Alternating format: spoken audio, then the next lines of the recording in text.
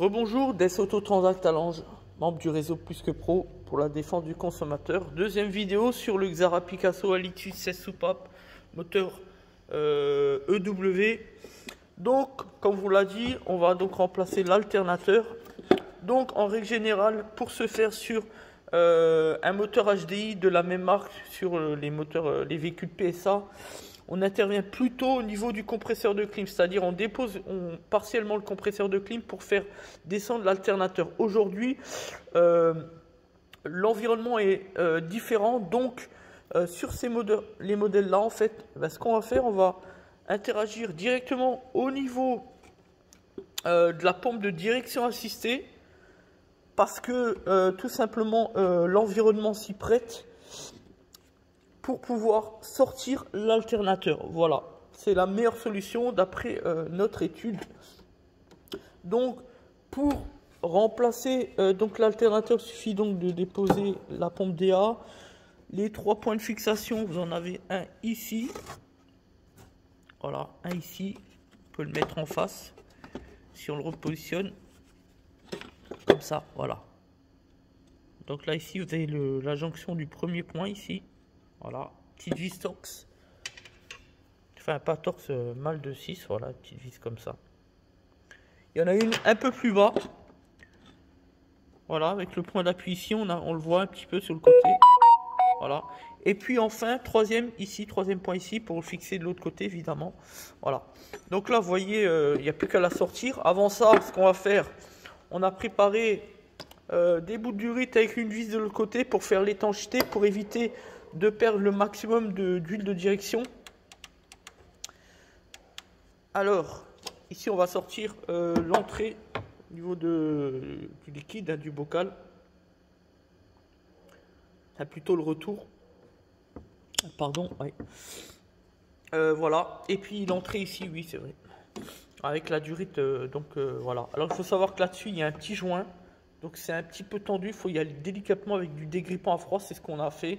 On a commencé à le desserrer et on va vous montrer, on va le déposer et mettre la petite durite dedans pour perdre le moins d'huile possible, que ce soit ici à l'entrée ou alors au niveau du circuit de retour en bas, tout simplement, voilà.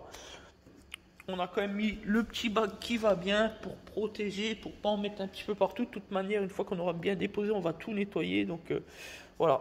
Et si besoin est, eh bien on fera le niveau ici. Niveau d'huile de direction assistée. Voilà. Là pour le moment le niveau est bon. Tout juste mais il est bon. Voilà. Donc, dans un instant on va couper juste la vidéo pour pouvoir poursuivre les travaux. Et on va vous montrer ça dans un instant. À tout de suite. Voilà. Donc on a déposé déjà la durite d'entrée comme vous pouvez le voir. Pour pas être embêté, pour éviter les jets d'huile, on a mis, comme vous pouvez le voir, un tendeur tranquillement. Voilà, pour maintenir la durite comme ça. On a mis donc la fameuse petite durite avec une vis pour éviter que ça coule.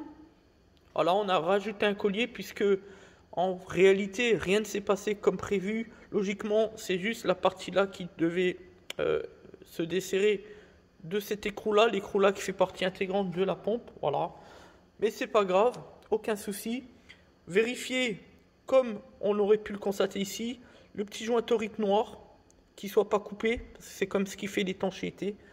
Bien le graisser, le nettoyer tranquillement, proprement, et après, ensuite, on reposera la pompe. Maintenant, on va intervenir sur celle du bas, tout simplement.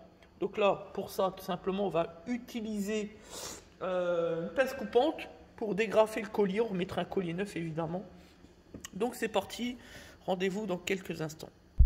Voilà, donc on vient de positionner, comme vous pouvez le constater, la vis avec le petit bout d'urite donc sur la sortie du réservoir de la pompe. De ce côté là on va faire attention quand on va sortir la pompe. Et puis donc c'est parti, on peut donc sortir effectivement la pompe doucement. Voilà, vous voyez, ça tient bien, il n'y a pas de raison, c'est le bon diamètre, on a pris soin de faire les choses. Donc ici on va essayer de vous montrer sans mettre trop partout. Voilà, Voilà, ça bouge pas, ça va. Donc les deux points. Donc vous avez la vis du bas ici, une vis de fixation. Et puis vous avez la vis sur le côté ici, deuxième vis de fixation. Ici, il n'y a pas de point de fixation, c'est au cas où, voilà. Voilà, d'ailleurs on le voit puisque là c'est propre, c'est tout neuf. Puisque là on voit que c'est usé, on voit qu'il y a de la... Et puis là pareil, donc voilà. Donc maintenant on contrôle un peu la durite, la pompe, je veux dire. On voit que ça va, ça ne suit pas. Juste un peu de résidus, mais ça va.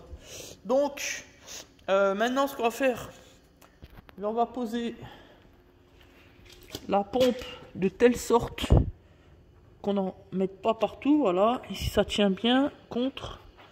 Voilà, on vérifie bien. Voilà, ça bouge pas, c'est bien. Voilà, parfait.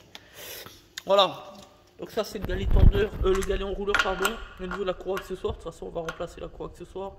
On a dû déposer le galet pour dans l'hypothèse où on aurait sorti le compresseur de clim. Vu que ce n'est pas le cas, bien de toute façon on pourra le reposer au moment de remettre la croix accessoire toute neuve. Voilà.